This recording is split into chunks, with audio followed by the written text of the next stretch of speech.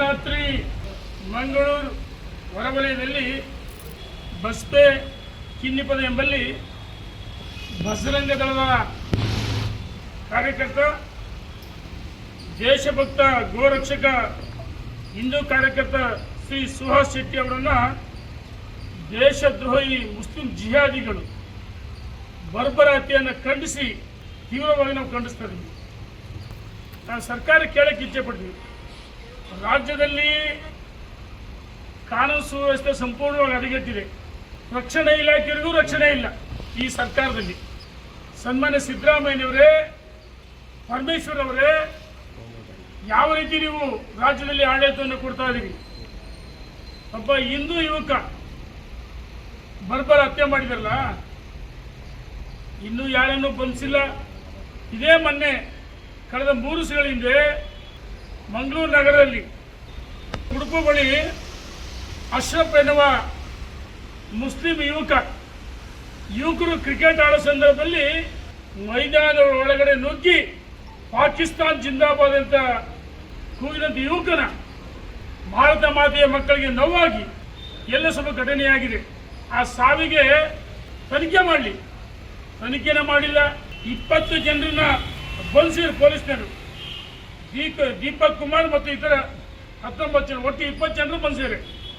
ಈ ಘಟನೆಗೆ ಮಂಗಳೂರು ಗ್ರಾಮಾಂತರ ಇನ್ಸ್ಪೆಕ್ಟರ್ ಸೇರಿ 3 ಜನರನ್ನ ಅಮಾನತು ಮಾಡಿದ್ದಾರೆ. ಆದರೆ ಒಂದೇ ದಿವಸದಲ್ಲಿ 20 ಜನರ ಮೇಲೆ ಕೇಸ್ ಹಾಕಿ ಒಬ್ಬ ಇನ್ಸ್ಪೆಕ್ಟರ್ ಮತ್ತು ಸಿಬ್ಬಂದಿಯನ್ನು ಅಮಾನತು ಮಾಡ್ತೀರಿ. ಆದರೆ ನಿನ್ನೆ ದಿವಸ ಸುಹಾಸ್ ಶೆಟ್ಟಿ ದುಷ್ಕರ್ಮಿಗಳು, ಜಿಹಾದಿಗಳು ಬರ್ಬರ ಹತ್ಯೆ ಮಾಡಿರಲ್ಲ, ಯಾಕಿದವರಿಗೂ ಬಂಧಿಸಿಲ್ಲ? ಸಾರ್ವಜನಿಕ ಮಧ್ಯೆ ಈ ರೀತಿ ಆದರೆ ಕಾನೂನು ಸುವ್ಯವಸ್ಥೆ ಇದೆಯಾ? ಹಿಂದೆ ಸಿದ್ದರಾಮಯ್ಯನವರ ಆಡಳಿತ ಅವಧಿಯಲ್ಲಿ 56 ಜನ ಹಿಂದೂ ಯುವಕರ ಹತ್ಯೆ ಆಗಿತ್ತು. ಕಾಂಗ್ರೆಸ್ಸಿನ ಆಡಳಿತ ವೈಫಲ್ಯ ನೋಡಿ, ಪ್ರವೀಣ್ ನೆಟ್ಟರ್ ಹತ್ಯೆ ಆಯಿತು. ನಾನು ಕೇಳಕ್ಕೆ ಇಚ್ಛೆ ಪಡ್ತೀನಿ, ಈ ಅಶ್ರಫ್ ಸಹೋದರ ಹೇಳ್ತಾನೆ ಅವರು ಮಾನಸಿಕ ಅಸ್ವಸ್ಥ ಅಂತ ಹೇಳ್ತಾರೆ. ಮೊನ್ನೆ ಪಾಕಿಸ್ತಾನ್ ಜಿಂದಾಬಾದ್ ಅಂತ ಕೂಗಿದನ್ನ ಏನು ಸನ್ಮಾನ ಮಾಡ್ಬೇಕಾಯ್ತಾ? ಆರತೂರೆ ಹಾಕ್ಬೇಕಾಯ್ತಾ? ರತ್ನಗಂಬಳಿಗೆ ಸ್ವಾಗತ ಮಾಡ್ಬೇಕಾಯ್ತಾ? ಯಾರು ದೇಶದ್ರೋಹಿಗಳು ಪಾಕಿಸ್ತಾನ್ ಜಿಂದಾಬಾದ್ ಅದನ್ನ ಅವರು ಮಾನಸಿಕ ಅಸ್ವಸ್ಥ ಅಂತ ಅವ್ರ ಸಹೋದರ ಹೇಳ್ತಾರೆ.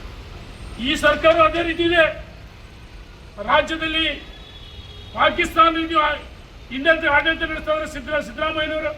ಹಿಂದುಳಿದ ರಕ್ಷಣೆ ಇಲ್ಲ. ನೇಹ ಹಿರೇಮಠ್ ಲವ್ ಜಿಹಾದ್ ಅಂತ ಮಾಡಿ ಆ ವಿದ್ಯಾರ್ಥಿನಿ ಬಲಿ ಆತಲ್ಲ, ನಿಮ್ಮ ಸರ್ಕಾರ ಏನು ಕ್ರಮ ತೆಗೆದುಕೊಳ್ತು?